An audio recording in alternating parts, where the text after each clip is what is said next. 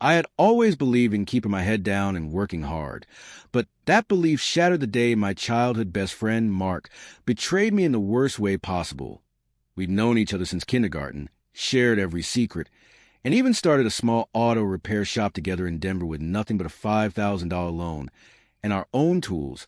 But as soon as the business started taking off, Mark changed. He began locking me out of financial decisions, taking meetings without me and acting like I was just another employee instead of his partner. One night, while closing the shop, I found a folder he'd accidentally left on the desk. Inside were transfer slips showing he'd been moving money from the business account into one solely under his name. And worse, a legal document he'd been preparing to file that would officially remove me from the company, claiming I'd abandoned my role. My hands were shaking, my chest burning. But instead of confronting him right away, I smiled the next morning and pretended everything was normal. Over the next 2 months, I quietly collected every invoice, transfer record, and message showing his deceit. But I didn't stop there. Mark had always been reckless with paperwork, so I started digging into our past jobs and found that he'd skipped paying taxes on several big contracts, filing fake expense reports to cover it up.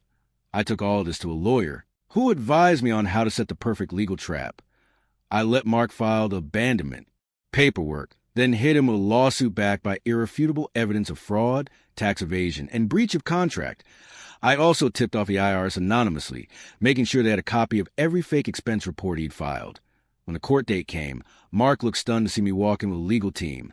He stammered and tried to spin a story about miscommunication, but it was useless. Not only did I win full ownership of the shop, but the judge ordered him to pay damages, which meant selling his house, his truck, and every expensive toy he bought with stolen money.